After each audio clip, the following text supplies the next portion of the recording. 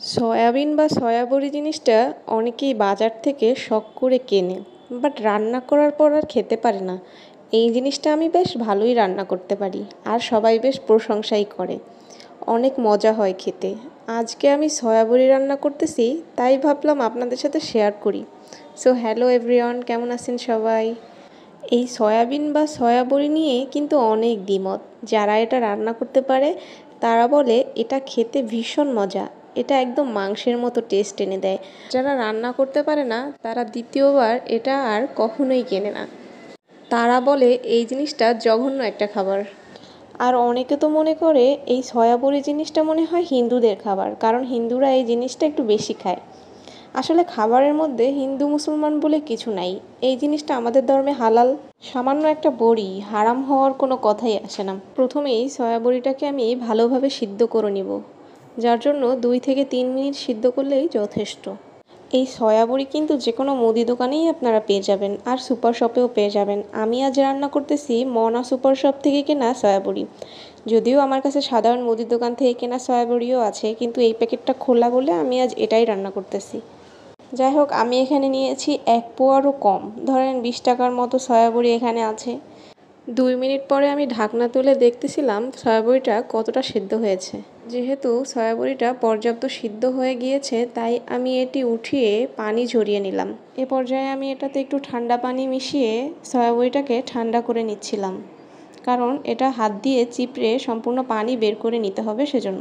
গরম সয়াবড়িটাকে আমি ধুয়ে বেশ ঠান্ডা করে এর পানি সম্পূর্ণ চিপড়ে বের করে নিয়েছিলাম। পানি চিপড়ে নিয়ে দেন আমি এটাকে 2 টুকরো করে কেটে নিয়েছিলাম, কারণ আজকের সয়াবড়িটা একটু বেশ বড় সাইজের। এই তো আমি প্রত্যেকটা সয়াবড়িকে 2 টুকরো করে কেটে নিয়েছি। এটা আপনারা না চাইলে নাও করতে পারেন, তবে করলে একটু ভালো দেখায় আর কি।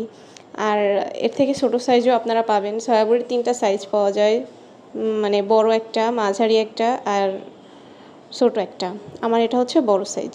পর্যায়ে আমি একটি প্যান দিয়ে প্যানে পরিমাণ মতো তেল দিয়ে তার মধ্যে ছোটো কিউব করে কেটে রাখা কিছু আলু দিয়ে দিব, এবং তার মধ্যে সামান্য একটু হলুদ আর সামান্য একটু লবণ দিয়ে আলুটাকে পর্যাপ্ত ভেজে নিব আর কি।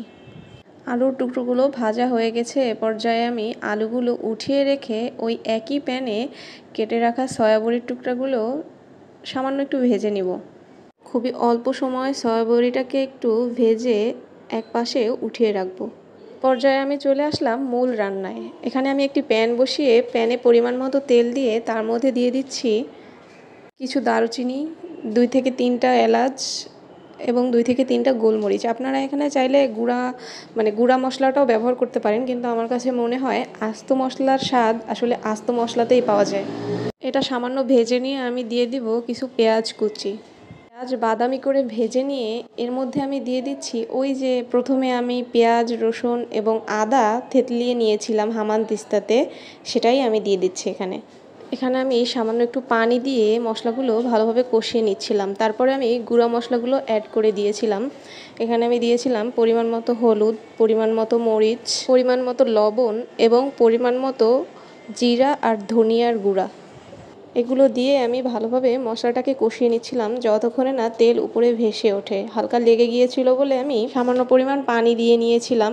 এবার আমি কিছু টমেটোর টুকরো অ্যাড করে দিচ্ছি। এটা আপনারা না চাইলে নাও দিতে পারেন। পর্যায়ে আমি তেলে ভেজে রাখা সয়াবড়ির টুকরাগুলো মশলার সাথে অ্যাড করে দিচ্ছিলাম এবং খুব ভালোভাবে কষিয়ে নিচ্ছিলাম। এ পর্যায়ে আমি ভেজে রাখা আলুর টুকরাগুলো এর সাথে অ্যাড করে দিয়ে আবারও কষিয়ে নিচ্ছিলাম। আলু এবং সয়াবড়ি একসাথে কষিয়ে নিয়ে আমি দিয়ে দিচ্ছি পরিমাণ মতো পানি, যাতে আলুটা ভালোভাবে সেদ্ধ হয় এবং সকল মশলা সয়াবড়ির মধ্যে ভালো মতো ঢুকে যায়। আমরা সাধারণত মাংস রান্নাতে যে সকল মশলা ব্যবহার করে থাকি, এখানেও সেই মশলাগুলোই ব্যবহার করা হয়েছে। এ পর্যায়ে আমি ঢাকনা দিয়ে ততক্ষণ অপেক্ষা করব যতক্ষণ না পানি শুকিয়ে আসে। এর মাঝে ঢাকনা উঠিয়ে আমি কয়েকবার নেড়ে চেড়ে দিয়েছিলাম।